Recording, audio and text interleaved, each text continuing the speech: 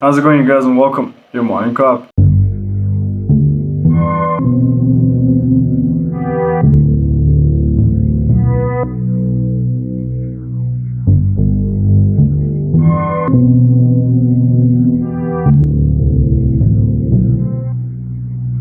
We started off with the fact that the United States has now officially imposed sanctions on the Myanmar coup leaders after what turned out to be the most horrific night of protests in Myanmar. A woman was fatally shot in the head with apparently live ammunition. Now, these sanctions, and I'm going to read out the official statement by the United States, dictate the fact that the measures will be focused on the military leaders and their family members as well as businesses linked to the coup leaders.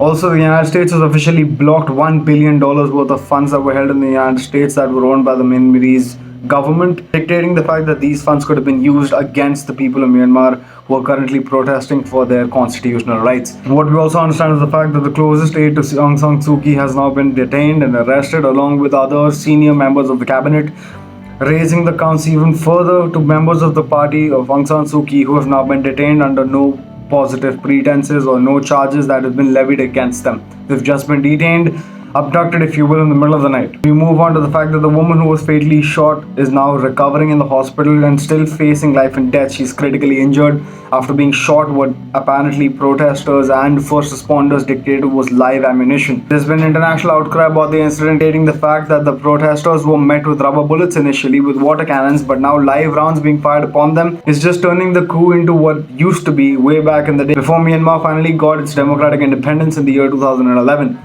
Since then, people have been vowing to ensure that the democratic process in Myanmar stays put.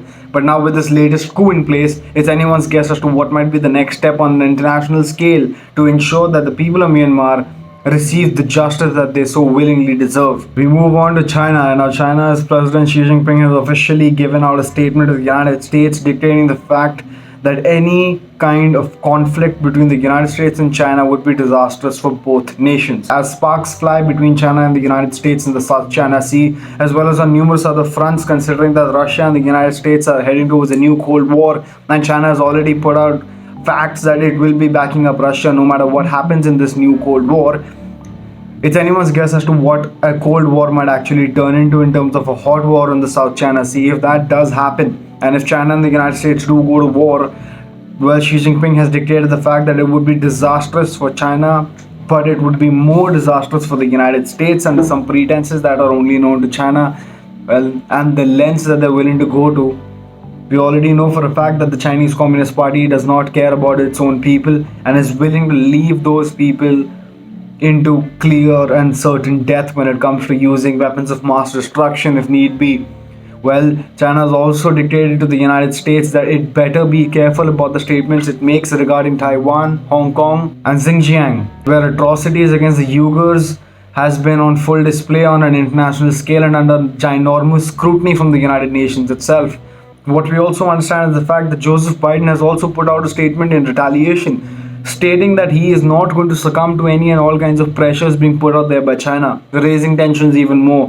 What we understand today is the fact that the tensions between China and the United States, along with joint coalition forces that are present in the South China Sea, might just result in some kind of altercation. And whatever kind of altercation we're talking about here, we just hope that it doesn't resort to the means of weapons of mass destruction. In which case, the doomsday clock being at 100 seconds to midnight makes a lot more sense now that you actually think about it.